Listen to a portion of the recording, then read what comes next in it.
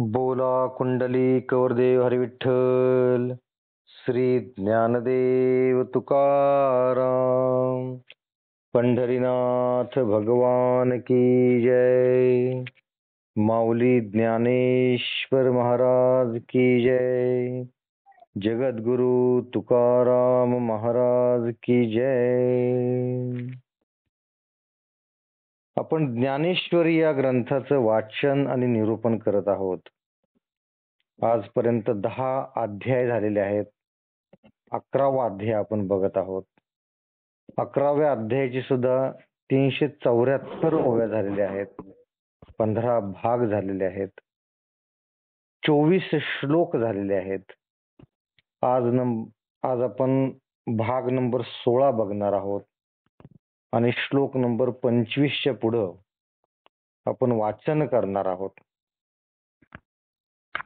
तर श्लोकाचा श्लोकार्थ बघण्याच्या अगोदर पाठीमागच्या भागात म्हणजे भाग नंबर 15 मध्ये काय काय पाहिलं आपण हे थोडंसं बघूयात आणि पुढे जाऊयात।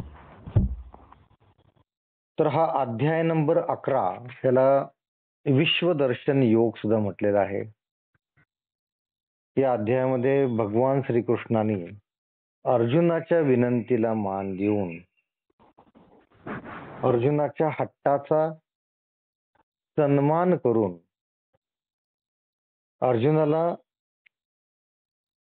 हे रूप दाखवलेलं आहे की ज्या रूपाला विश्वदर्शन असं म्हटलेलं आहे। तर हे विश्वदर्शन हे जे रूप आहे ते कसं आहे नेमकं, तर त्याचं संपूर्ण उहापोह संपूर्ण वर्णन या अध्याय नंबर 11 मध्ये आलेलं आहे। आपण पाहिलेलं आहे की विश्वरूप कसं आहे, मोठं आहे, विशाल आहे, विराट आहे, अकराळ विकराळ आहे। त्या विश्वरूपाला एक मुख नाहीये, अनेक मुख आहेत, अनेक डोळे आहेत। त्या विश्वरूपाच्या कंठामध्ये स्वयंप्रकाशित अशा माळा आहेत। विश्वरूप एवढं मोठं आहे की अनेक आकाशगंगा या विश्वरूपाच्या एका सांध्यावर मावतील एवढं हे विश्वरूप मोठं आहे। किंवा पाठीमागच्या भागात जसा उल्लेख आला तसं की विश्वरूप हे एवढं मोठं आहे की त्यानं आकाश व्यापलेलं आहे। आकाशात जसं विवर पडावं तसं एक एक मुख दिसत आहे।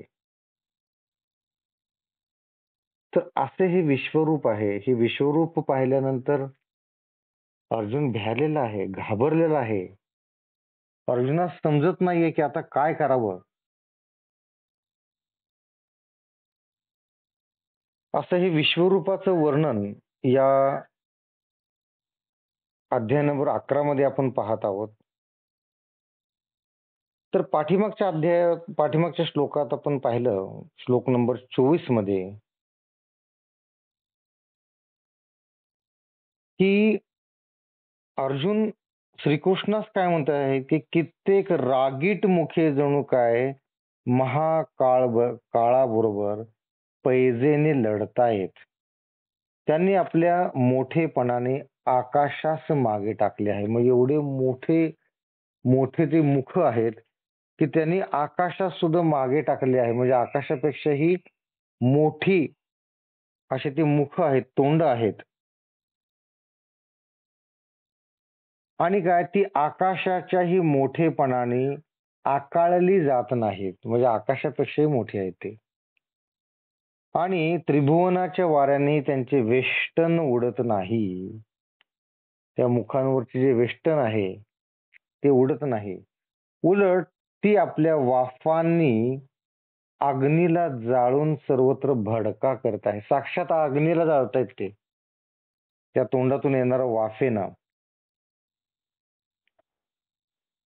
अजून काय आहे की या विश्वरूपाच्या अंगाचं जे तेज आहे ते एवढं मोठं आहे की त्यामुळे त्रैलोक्याची राखुंडी होती की काय असं वाटून जातं.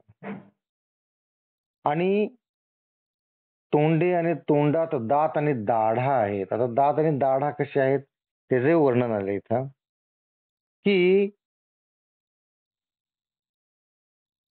तोंडे एवढी मोठी आहेत की आकाश मध्येच तुटून त्याला जशी खिंड पडावी त्याप्रमाणे एवढी मोठी तोंड आहेत ती.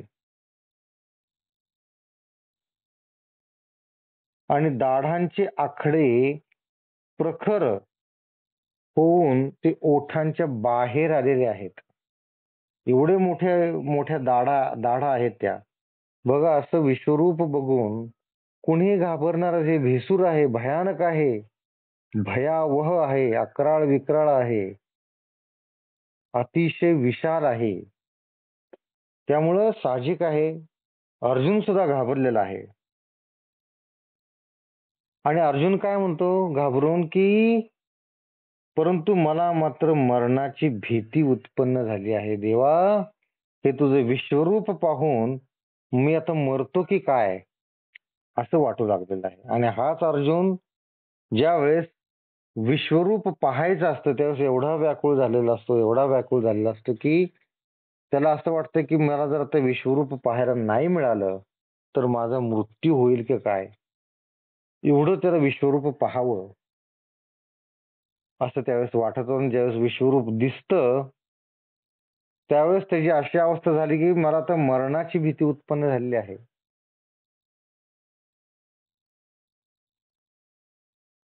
एवढं एवढं हे विश्वरूप आहे, हे भयानक आहे, भयावह आहे. आणि काय म्हणतो अर्जुन देवा मला जे विश्वरूप पाहण्याविषयी डोहाळे झाले होते. डोहाळे म्हणजे काय तीव्र इच्छा. बघा एखादी गरोदर स्त्री असेल तर तिला वाटतं की मी चिंचा खाव्यात, बोरं खायला हवीत किंवा काही काही गर्भवती स्त्रियांना थालीपीठ खायला खायला आवडतं. की काहीतरी कुठल्या तरी गोष्टीचं डोहाळं त्यांना लागलेलं असतं. म्हणजे कुठली तरी गोष्ट खावी वाटणं त्याला डोहाळे म्हणतात. म्हणजे ती खाण्याची तीव्र इच्छा. तसेच इथं अर्जुन काय म्हणतो की देवा मला हे विश्वरूप पाहण्याविषयी जे डोहाळे झाले होते ते मलाच फळले म्हणजे माझी जिरली थोडक्यात आता. देवा हे सगळं बघून मी एवढं घाबरलेलो आहे की ते डोहाळे जे मला लागले होते ते आता माझे मलाच फळले व ते रूप पाहून ज्या रीतीने डोळ्यांची शांती व्हायला हवी होती त्याप्रमाणे झाली आहे. उपरोधानं बोलतोय हा. काय होतं की सुरुवातीला भगवंताला अर्जुनास असं वाटत होतं की भगवंताचं विश्वरूप म्हणजे किती सुखावह असेल, किती सुंदर असेल, किती बघण्याजोगं असेल. त्यामुळे अर्जुनाला वाटत असते की मला विश्वरूप पाहायचं आहे. त्यामुळे तो व्याकुळ झालेला असतो. पण साक्षात ज्यावेळेस विश्वरूप पाहतो त्यावेळेस अर्जुन पूर्णपणे घाबरून गेलेला आहे. आणि म्हणतो काय मला आता मरणाची भीती उत्पन्न झालेली आहे. पण पुढं काय म्हणतो की देवा शरीर हे मातीचे असून ते नाहीसे झाले तर मला काही त्याची पर्वा नाहीये. होऊ देत नाहीस शरीराचं काय आज आहे उद्या नाही. पण माझे चैतन्य ही कदाचित राहील की नाही याचा भरोसा नाही. माझं चैतन्य सुद्धा आता राहील का नाही याचा भरोसा नाही असं वाटू लागलेलं आहे म्हणून मी घाबरलोय भगवंता. आणि पुढे काय म्हणतो की मला माझ्या अभिमानाचा सुद्धा विसर पडलेला आहे. अभिमान म्हणजे काय की आपण आतापर्यंत केलेले जे श्रेष्ठ कर्म असतात त्याचा अभिमान असतो आपल्याला. अर्जुनाच्या बाबतीत काय तो शिवाशी लढलेला असतो. भगवान शंकराशी लढलेला असतो. कितीतरी पराक्रम केलेत अर्जुनानं. तर तो जो अभिमान आहे त्याचाही विसर पडला त्याला भगवंताचे विश्वरूप पाहून. आणि देवा तुमच्या विश्वरूपाच्या दर्शनाने माझे व्याकुळ झालेले अंतःकरण सावरून ध्यानाकरिता मी धीर देण्याची खटपट करीत आहे. पुढं काय म्हणतो याचप्रमाणे तुमच्या या विश्वरूपी महामारीच्या दर्शनाने स्थावर जंगम सृष्टीतील सर्वांचे जीवित्व नाहीसे झाले आहे.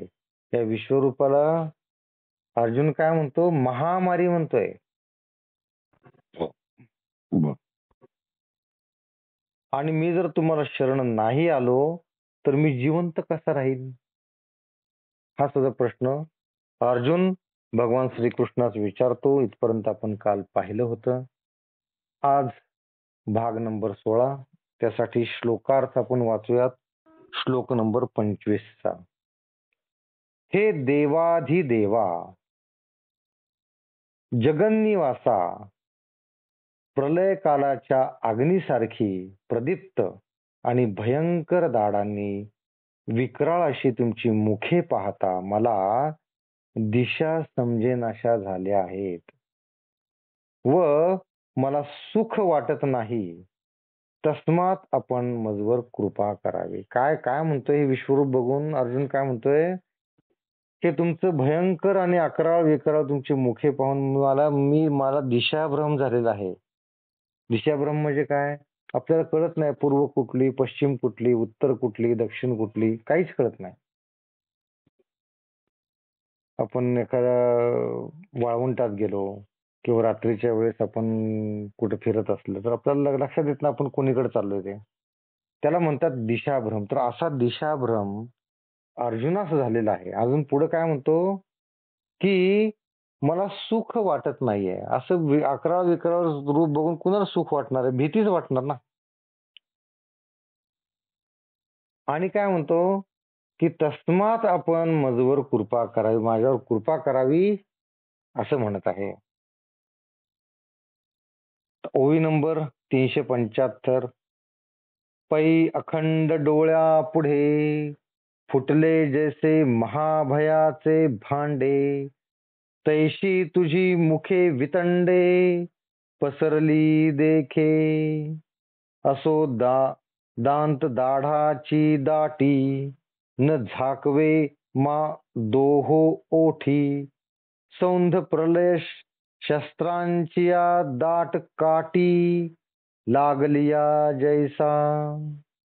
तैसे तक्षका विष भरले हो का जे काळ रात्री भूत संचारले. की आग्नेयास्त्र परजले वज्राग्नी जैसे.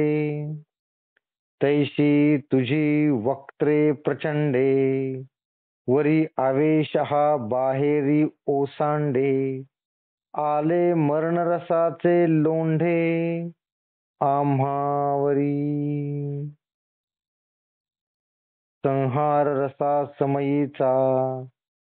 समयीचा चिडा निळू आणि महाकल्पात प्रलयानळू. या दोन्ही जय होय मैळू. तय काय एक नजळे. तैसी संहारके तुझी मुखे देखोनी धीरू का आम्हा पारुखे. आता भुललो मी दिशान देखे आपण पे नेणे. जसे महाभयाचे संबंध भांडे फुटून आपल्या डोळ्यास पुढे उघडे दिसावे, त्याचप्रमाणे तुमची अकराळ विकराळ मोठी तोंडे पसरलेली दिसत आहेत. तोंडे कशी आहेत? महाभयंकर आहेत, अकराळ विकराळ आहेत. आणि आतील दात व दाढा यांची इतकी गर्दी झाली आहे की त्या दोन्ही ओठांच्या आत मावत नाहीत. दात आणि दाढा ओठांच्याही बाहेर येत आहेत. एवढी दाटी झालेली आहे, ओठ त्यांना झाकू शकत नाहीत. त्या योगाने चहूकडे प्रलयाच्या शस्त्रांचे दाट कुंपण लावले आहे की काय असे वाटते. ते दात आणि दाढा बघून काय वाटतं की सगळीकडं प्रलयाच्या शस्त्रांचे दाट कुंपण लावले की काय असं वाटतंय. तक्षक हा पूर्ण विषारी असून त्याच्या तोंडात जशी विषाचीच भर घालावी किंवा अमावास्येच्या रात्री भूतांचा संचार व्हावा अथवा अग्नी प्रलयाग्नीचे आग्नेयास्त्र परजावे त्याप्रमाणे तुमची विशाळ तोंडे असून त्यातून आवेश बाहेर उचंबळत आहे व त्या योगाने आमच्यावर मरणरूपी पाण्याचे लोंढेच आले की काय असे वाटत आहे. काय म्हणतोय बघा अर्जुन, तुमचे हे अकराळ विकराळ रूप पाहून काय झालेलं आहे की तक्षक, तक्षक हा नागाचं नाव आहे. तक्षक हा पूर्ण विषारी असून त्याच्या तोंडात जशी विषाचीच भर घालावी किंवा अमावास्येच्या रात्री भूतांचा संचार व्हावा. भूत कधी येतात? अमावास्येच्या रात्री येतात. तसंच किंवा प्रलयाग्नीले आग्नेयास्त्र परजावे त्याप्रमाणे तुमची विशाळ तोंडे असून त्यातून आवेश बाहेर उचंबळत आहे. नुसते तोंडे आहेत असताना त्यातून आवेश बाहेर उचंबळतोय व त्या योगाने आमच्यावर मरणरूपी पाण्याचे लोंढेच आलेले आहेत. घाबरून गेलोय आम्ही, देवा मरतोय की काय असं वाटतंय. सर्व ब्रह्मांडाचा नाश करणारा प्रलयाग्नी उद्भवला व त्याला प्रलय काळाचा प्रचंड वारा सहाय्य झाला तर काय जळणार नाही? सगळं जळेल ना. कसं की ब्रह्मांडाचा नाश करणारा जो प्रलय अग्नी असतो, प्रलय काळात काय असतो की प्रचंड असा अग्नी पेटतो, त्यामुळे सगळं ब्रह्मांड नष्ट होऊन जातं. तर ते सांगितलं की ब्रह्मांडाचा नाश करणारा जो प्रलय अग्नी असतो तो उद्भवला व त्याला प्रलय काळाचा प्रचंड वारा सहाय्य झाला. साधी ठिणगी असेल आणि त्याला वारा लागला तर जंगलचे जंगल नष्ट होतात. हा तर अग्नी प्रलय अग्नी आहे आणि त्याला वारा सुद्धा कुठला लागलाय? प्रलयातलाच लागला, म्हणजे एकदम सोसाट्याचा वार लागला. मग काय होणार? जळणार की नाही? जळून जाणार. त्याप्रमाणे संहार करणारी अशी तुमचे तोंडे पाहून माझा धीर अगदी खचला व मी वेडावून जाऊन मला दिशांचीही भूल पडली व माझा मलाच विसर पडला. दिशाभ्रम झालेला आहे, स्वतःला विसरून गेलाय अर्जुन. हे सगळं कशामुळे होतंय? भगवंताची अकराळ विकराळ तोंडे पाहून त्याचा धीर खचून गेलेला आहे, त्याला दिशाभ्रम झालेला आहे.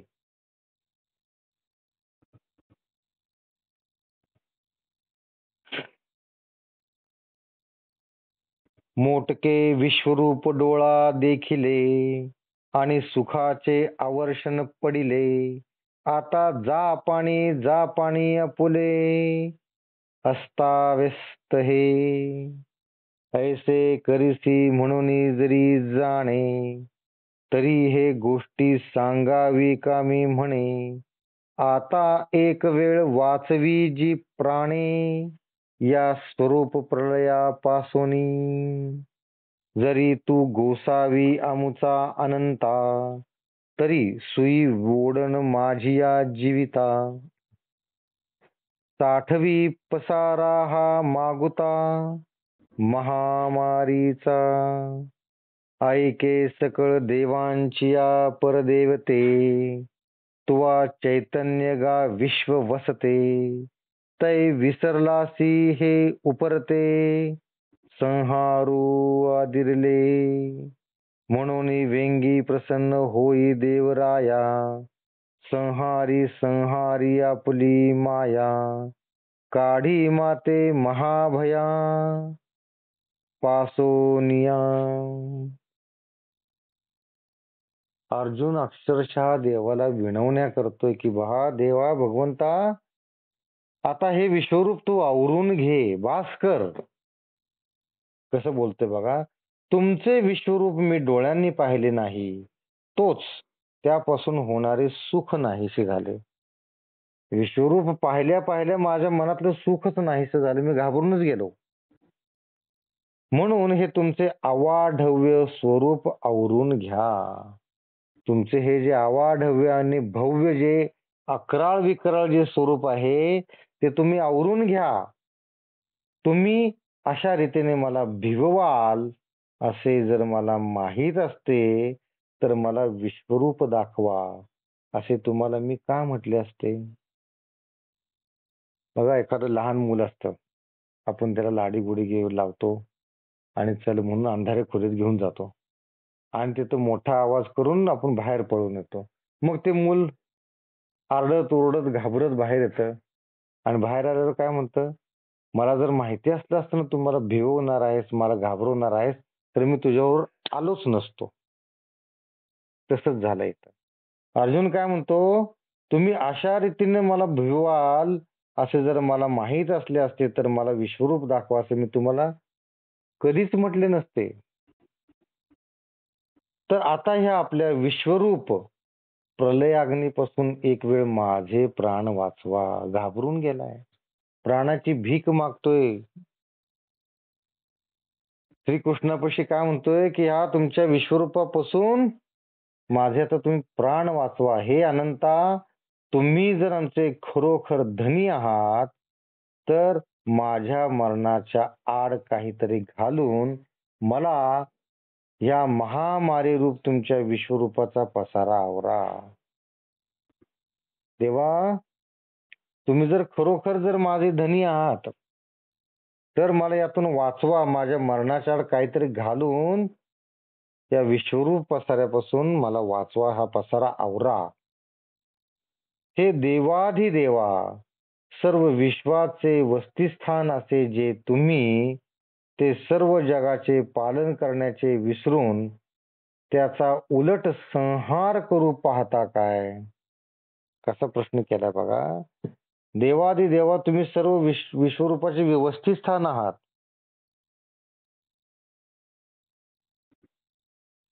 ते सर्व जगाचे पालन करण्याचे विसरून तुम्ही हे सगळं विसरून गेला का. आणि विसरून काय करत आहात तर उलट संहार करू पाहता का काय, हे विश्व नष्ट करू पाहता की काय, असा प्रश्न विचारतो अर्जुन. म्हणून देवराया, लवकर प्रसन्न होऊन आपली माया आवरून घेऊन मला भयापासून सोडवा. ही जी तुमची माया आहे, ते मायारूपी तुमचं जे विश्वरूप आहे ते आवरून घ्या आणि मला या भयापासून सोडवा.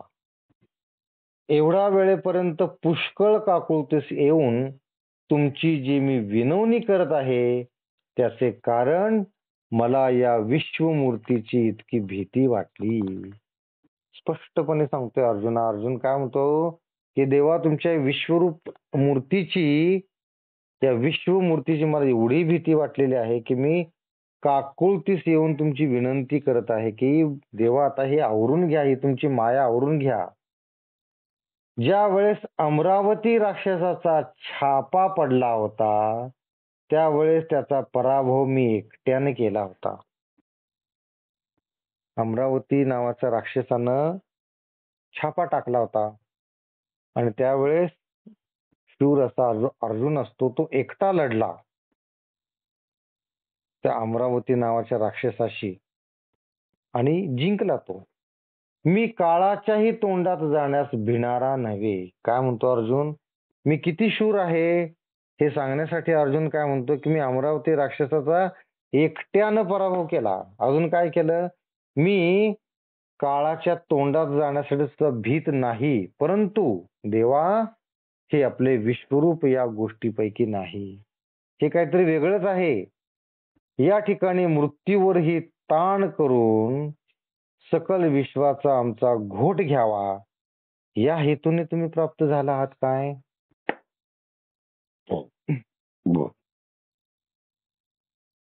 या विश्वासह आमचा घोट म्हणजे सगळ्यांचा घोट तुम्ही घेणार, सगळ्यांना गिळून टाकणार की काय. हे पहा, प्रलय कालचा समय नसून तुम्ही मध्येच काळ रूपाने प्राप्त झाल्यामुळे या बिचाऱ्या त्रिभुवन गोलाची 100 वर्षे भरली आहेत. काय म्हणते भगवंताला की हे पहा, प्रलयकालचा समय नाही, हा आठवण करून द्यायला लागलाय. हा काय प्रलयकालचा समय नाहीये की जे तुम्ही सगळी सृष्टी नष्ट करायला निघालेला आहात.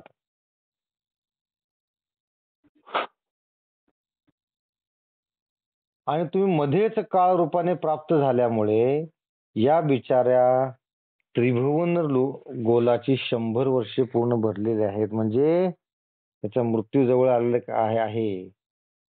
आहारे देवा, तुझी गती किती विपरीत आहे. विश्वरूपाच्या दर्शनापासून शांती होईल अशा समजुतीने मी देवास विश्वरूप दाखवा म्हटले तर ते सुख न होता उलट विघ्न ओढून घेतले. अर्जुन काय म्हणतो की मला असं वाटलं होतं की विश्वरूप दर्शन होऊन मला आनंद होईल, मला शांती मिळेल म्हणून मी ते विश्वरूप दाखवा असं म्हटले, पण सुख तर बाजूलाच राहिलं, उलट विघ्न ओढवलेलं आहे. अरे रे देवा, आता मात्र हे विश्व बुडाले, कारण तूच त्याला ग्रासू लागलायस. अर्जुन आठवण करून देत आहे भगवंतास की तूच या विश्वाला आता ग्रासू लागलेला आहेस आणि विश्व बुडू लागले आहे. देवा, अहो आपण अनेक मुखे पसरून या सर्व सैन्याला चहूकडून भक्षण करीत आहात. हे प्रत्यक्ष माझ्या दृष्टीस पडत नाही का?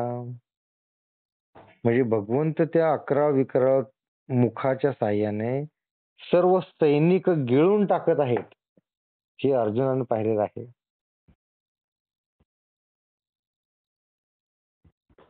आता श्लोक नंबर 16, श्लोक नंबर 26. हे हे प्रभो धृतराष्ट्राचे सर्व पुत्र, राजांचे समुदाय आणि भीष्म, द्रोण, तसाच हा कर्ण व आमच्याकडील मुख्य मुख्य योद्धे यासह सगळ्यांना गिळून टाकलंय त्या विश्वरूपाने. हे नीट आपण समजून घेऊया, त्यासाठी ओव्यांचं वाचन करूयात. नो होय तो हे कौरव कुळीचे वीर, आंधळिया धृतराष्ट्राचे कुमर, हे गेले गेले सहपरिवार, तुझी या वदनी म्हणजे तुझ्या तोंडात सगळे गेलेले आहेत देवा. आणि जे जे यांचे निसावाये, आले देशे देशोचे राये, तया सांगावया जावे न लाहे, ऐसे सकट करीत आहासी. मदमुखाची या संघटा, घेत आहासी घटा घटा, रणिहन थाटा, देतासी मिठी, जंत्रावरी चिल मार, पदातीचे मोगर, मुखा आत भार, हरपताती मां, कृतांताची या जावळी, जे एकची विश्वाचे गिळी, तिये कोटीवरी सगळी, गिळितासी शस्त्रे. हे कौरव कुलातील वीर आणि आंधळ्या धृतराष्ट्राचे मुलगे हे तेच नव्हेत का? आहा, गेले गेले सह परिवार तुमच्या मुखात गेले. आणखी जे देशोदेशीचे राजे यांचे सहाय्य करण्याकरता आले होते, त्यांचा निरोप माघारी सांगण्याकरता देखील कोणी मनुष्य उरला नाही. काय झाले बघा, त्या विश्वरूपाच्या 11 विकराळ तोंडामध्ये कौरव कुलातील वीर आणि आंधळ्या धृतराष्ट्राचे मुलगे म्हणजे सर्व कौरव हे त्या मुखामध्ये जात आहेत. सगळ्यांना गिळून टाकत आहे ते मुख. सहपरिवार तुमच्या मुखात गेले, सगळे जे आहेत ते सहपरिवार, परिवारासहित बायका मुलांसहित ते तुमच्या मुखात जात आहेत. आणि काय की देशोदेशीचे जे राजे आले होते या कौरवांना सहाय्य करण्यासाठी, त्यांचा माघारी निरोप सांगण्यासाठी सुद्धा कोणीही मनुष्य उरला नाही. सगळ्यांनाच गिळून टाकलं. या विश्वरूपाने सगळ्यांनाच गिळून टाकलं. अशा रीतीने तुम्ही सर्वांना गिळीत आहात. या रणात मोठ्या थाटाने हत्तीच्या समुदायांचे देखील घटाघट घास करीत आहात. हत्तीचे जे समुदाय आहेत, कळपाने जे हत्ती आहेत, त्यांचा सुद्धा घटाघट घास करीत आहात देवा तुम्ही. हत्ती एकेका घासात हत्ती खात आहेत. बंदुका, तोफा यांचा मारा करणारे आणि पायदळांचे समुदाय यांच्या झुंडीच्या झुंडी तुमच्या मुखात की हो नाहीशा होत आहेत. म्हणजे जे पायदळ आहे, ज्यांच्याकडं बंदुकीनं तोफा आहेत, असे जे पायदळ जे आहे त्यांच्या झुंडीच्या झुंडी तुमच्या मुखात नाहीशा होत आहेत. म्हणजे मुखात ते सगळे जात आहेत.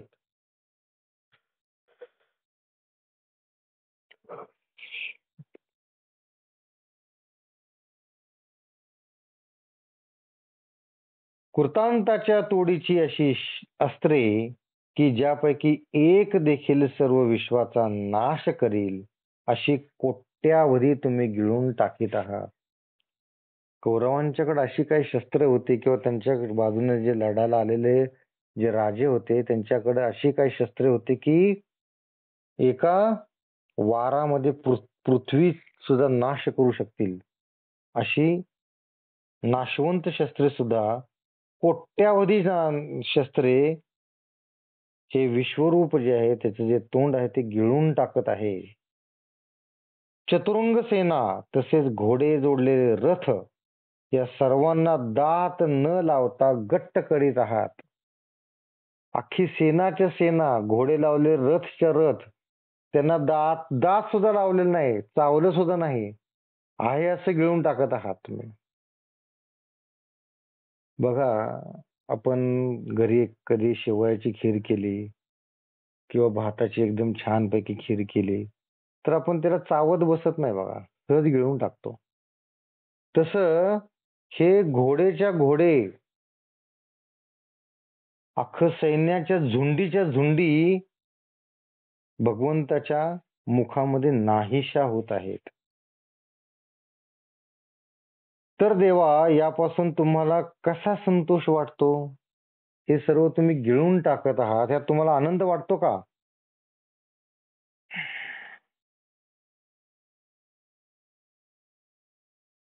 कृतांताची या जावळी हे एकची विश्वाते गिळी, तिये कोटीवर सगळी गळिताशी शस्त्रे. चतुरंगा परिवारा सांडोजिया रहंवरा, दात न लावी सीमा परमेश्वरा, कैसा तुष्टलासी वरवा. हा गा भीष्मासेन कवणू, सत्य धैर्य निपुणू, तोही आणि ब्राह्मण द्रोणू, ग्रासिलासी कटकटा.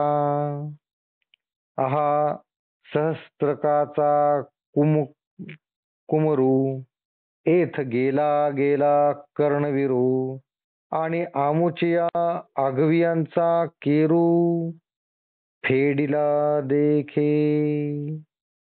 कटकटा धातया, कैसे जाहले अनुग्रहायया, मिया प्रार्थुनी जगा बापुडिया, आणिले मरण. अहो, भीष्मासारखा सत्यवादी, शौर्य निपुण असा दुसरा कोण आहे? याला आणि हा द्रोण ब्राह्मण असून त्याला देखील आपण ग्रासून टाकलेले आहे. द्रोण जे ब्राह्मण आहेत त्यांना आणि भीष्माचार्य जे अतिशय शौर्य त्यांच्या अंगी होतं त्यांना सुद्धा तुम्ही ग्रासून टाकले आहे. अरे रे, अहो, सूर्यपुत्र जो महावीर कर्ण तोही गेला आणि आता त्याच्याकडील योद्ध्यांची पाळी येऊन त्यांचीही अडचण नाहीशी केली. कर्णाला सुद्धा तुम्ही गिळलं आणि त्यांना आणलेल्या सेनेलाही तुम्ही नाहीसे केलेत. हाय रे ब्रह्मदेवा, या प्रभूच्या प्रसादापासून ही काय अनन्वित गोष्ट घडत आहे की मी प्रभूची प्रार्थना करून बिचारा जगाला मारण्यास मात्र कारण झालो. अर्जुन काय म्हणतोय, मी जर प्रार्थना केली नसती, मी जर हट्ट केला नसता की हे भगवंता मला विश्वरूप दाखव म्हणून, तो जर केला नसता तर या विश्वावर ही पाळी आली नसती, ही वेळ आली नसती, त्यांची अशी अडचण झाली नसती. पूर्वी थोड्या बहुत प्रकारांनी प्रभूंनी आपल्या विभूती सांगितल्या, पण त्याप्रमाणे देवांची माझ्यासमोर दिसत असलेली स्थिती नाही असा हट्ट मी धरून बसलो. काय झालं की पाठीमागच्या श्लोकांमध्ये जो विभूती योगामध्ये भगवंतांनी विभूती सांगितल्या, पण त्याप्रमाणे देवांची माझ्यासमोर दिसत असलेली स्थिती नाही असा मी हट्ट धरून बसलो. देवालाच अर्जुन म्हणलं की देवा तुम्ही जी स्थिती दाखवता ती तुमची खरी स्थिती नाहीये, मला विश्वरूप दाखवा. म्हणून मी हट्ट धरून बसलो. म्हणून भोगतोय हे केव्हाही चुकत नाही म्हणतात, ती गोष्ट अगदी खरी आहे. म्हणजे आपण जे कर्म करतो ती भोगतो आपण, ते कधीही चुकत नाही, ही गोष्ट खरी आहे. मी जर भगवंताला विनवणी केली नसती, विश्वरूप दाखवा म्हटलं नसतं, त्यांनी सांगितल्या विभूतींवर जर मी खुश राहिलो असतो तर ही आता वेळ आलीच नसती आणि बुद्धीही त्याप्रमाणे होते, हेही खरे. लोकांनी आपल्या मरणाचे खापर माझ्या डोक्यावर फोडावे, ही गोष्ट कशी चुकणार? चुकणार नाही ती गोष्ट. सगळेजण अर्जुनाच्या डोक्यावर खापर फोडणार की तुझ्यामुळंच या विश्वरूपाच्या तोंडी आम्हाला जावं लागलं.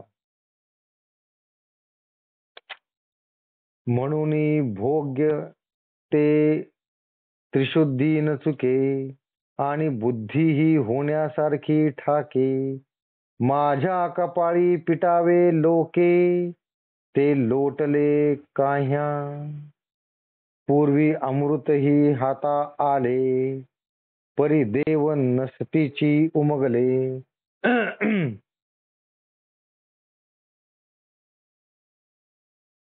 नसतीची उगले मग काळ कुट्ट उठविले शेवटी जैसे, परी ते एक बगी थोडे केलिया प्रतिकारा माझी वडे, आणि तिये अवसरीचे साकडे निस्तली प्रभू, आता हा जळता वारा के वेटाळे, कोणाही विष भारलेस गगन गिळे, महाकाळेसी के खेळे अंगवत असे.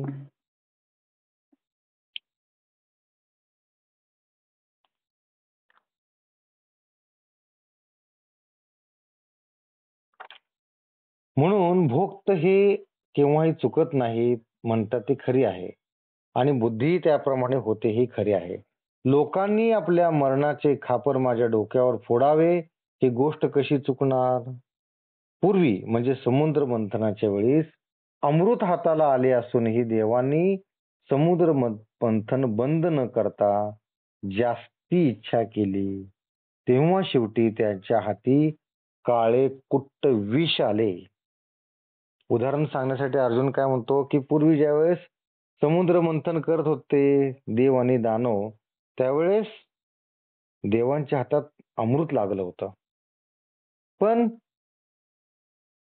त्यावेळेस देवानी खरं तर ते समुद्र मंथन थांबायला हवं होतं, पण तरी पण ते घुसळत गेले आणि शेवटी त्यांच्या हाती काळं कुट्ट विष लागलं.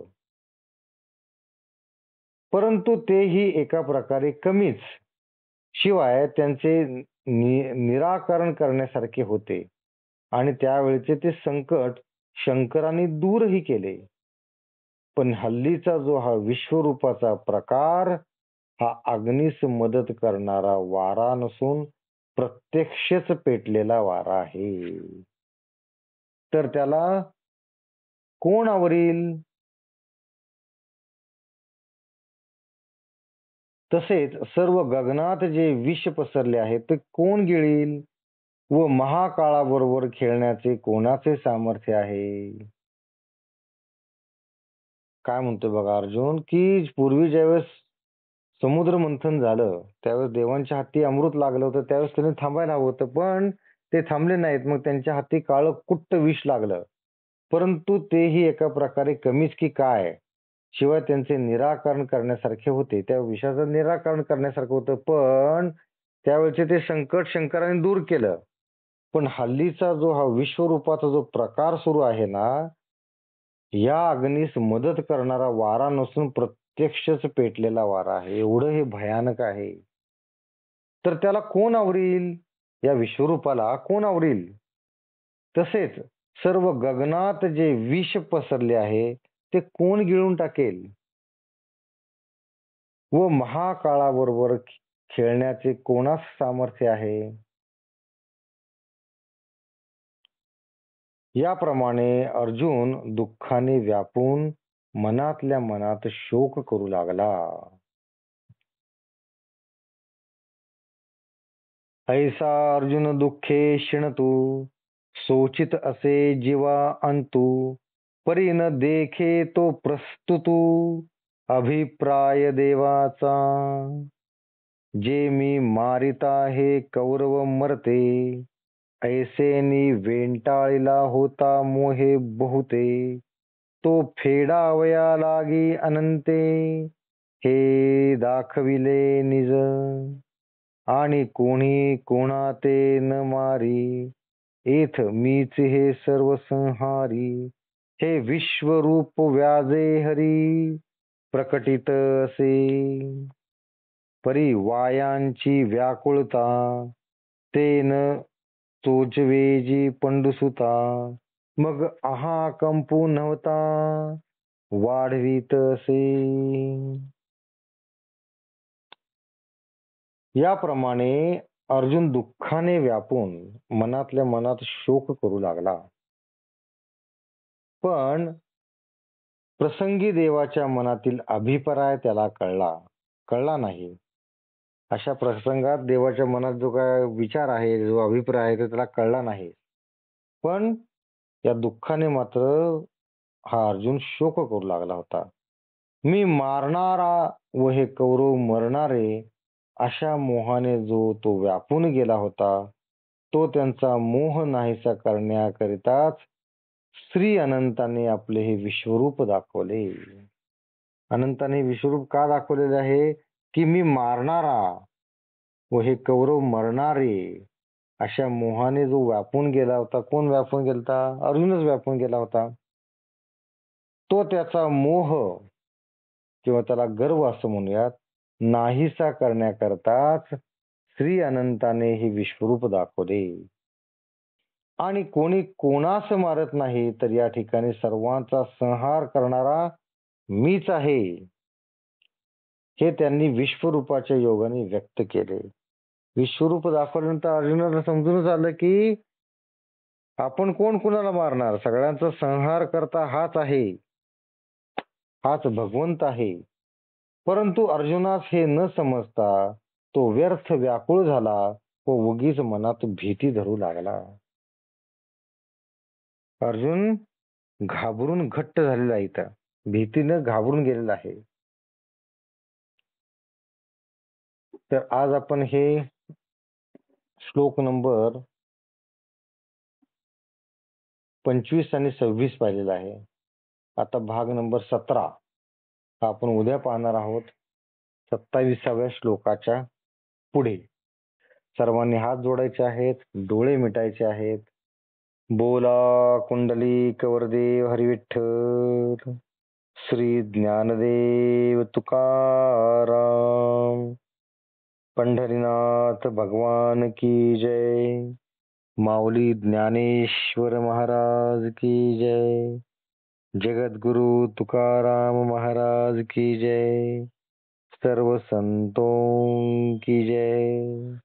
जय जय रघुवीर समर्थ. राम कृष्ण हरी.